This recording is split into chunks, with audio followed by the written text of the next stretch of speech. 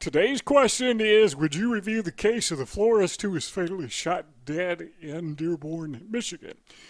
Just a reminder, the accused are always considered innocent until proven guilty in a court of law, and even then, sometimes they are wrongly convicted. They're still innocent. My videos often include rhetorical hyperbole and satire. I'm not evaluating circumstances or people. I'm just speculating about similar circumstances first. I'd like to share some background information and then discuss the incident, then finally provide my autodidactic analysis. First of all, the background. The guy's name is Hassan Mahmoud Salami, and I may be mispronouncing his last name. In fact, I may be mispronouncing his entire name, but that's how it looks phonetically.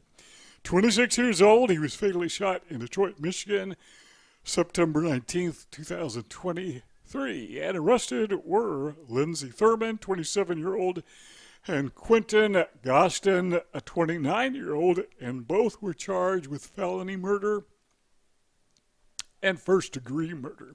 Salami, and again, I'm not sure that's how I pronounce his name. It may be Salama. I don't know. Salami was apparently an Islamic immigrant from Lebanon. The news stories we saw didn't say that. We're just presuming because his name was Salami. Little was said about his personal history, but images of his funeral in Dearborn reveal a traditional Islamic service at a mosque with men sitting on one side and women clothed in their traditional hoods and robes seated separately.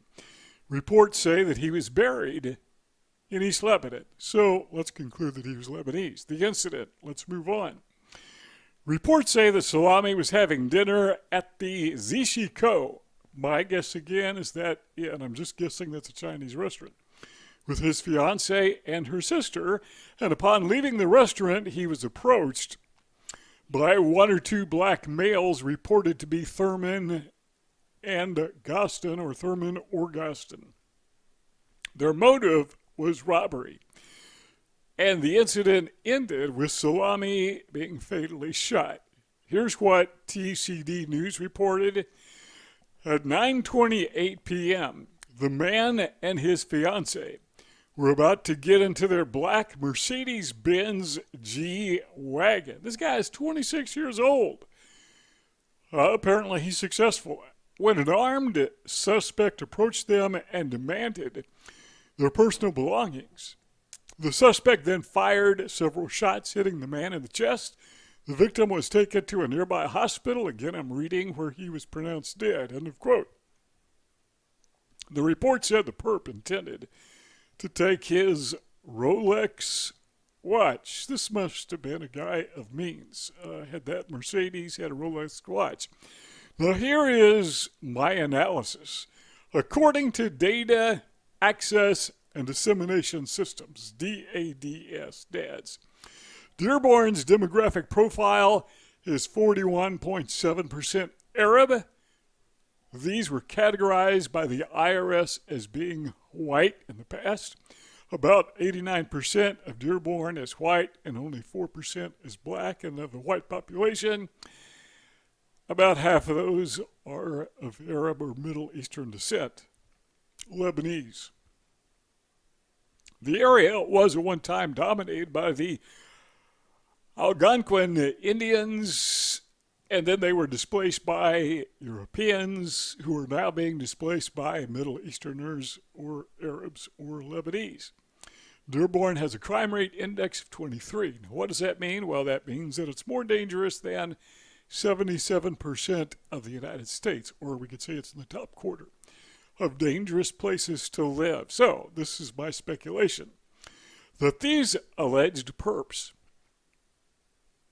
were both narcissistic and psychopathic, and that's based upon their impulsive, lack of empathy, and, how shall I say this tactfully, stupid behavior. I mean, how dumb is this? To hold up somebody just to get a Rolex watch. Maybe they were intoxicated, but on top of being stupid. But I don't know these guys. They could be Harvard graduates for all I know. They could have Einstein IQs. I don't know. Again, I'm just speculating, but based upon their behavior, that would be my best guess. The victim is a contrast to that. On the other hand, he appears to be somebody who is industrious, or at least the benefit of somebody who was, because apparently there is a chain maybe of flower stores and in his family, and he's part of that. And he's intelligent enough to operate this business, which is successful, obviously, and he's doing it in a lawful manner. So compare this guy who is Lebanese with these other guys. They come from different cultures. There is a culture clash here. So we're seeing this contrast of individuals. One culture that is committed to make a living by committed crime. Not all of them, obviously. I think you know that. And another who is committed to make a living and does it by work. Takes advantage of the system in a lawful and legal manner, and quite frankly does much better. The victim likely viewed America as a land of opportunity. Again, I don't know this, but it certainly seems that way. A land of opportunity, whereas the perps seem to give little thought to the fact that they were living in the greatest nation, the greatest country that humanity has ever known, with opportunities that far exceed anything anybody has ever experienced throughout all of the countless thousands of human history. And by the way, we're right in the middle of this society, even as I speak, right this very moment. Some people just don't seem to recognize that. Now, this is from a publication called L'Orient Le Jour, and it reported, and I'm quoting here, the Lebanese community in Dearborn, Michigan is one of the largest in the United States. Many local businesses, including restaurants, grocery stores, and boutiques, are owned by Lebanese. Dearborn, it goes on to say, is also home to cultural centers and organizations that promote the preservation of the Lebanese language and culture. Why don't they do that in Lebanon? Well, some of them do, I'm sure. He was buried, remember, in Lebanon. But the opportunity is here. We have to ask ourselves, or we should ask ourselves, why is the opportunity here and not there? Why is the opportunity in Europe and America and not elsewhere? Well, after I read this, it comes to mind that maybe we should think of Dearborn as America's Lebanese Wall Street. And there are some people who seem to not like that and are taking advantage of it. If you like this video, give it a thumbs up.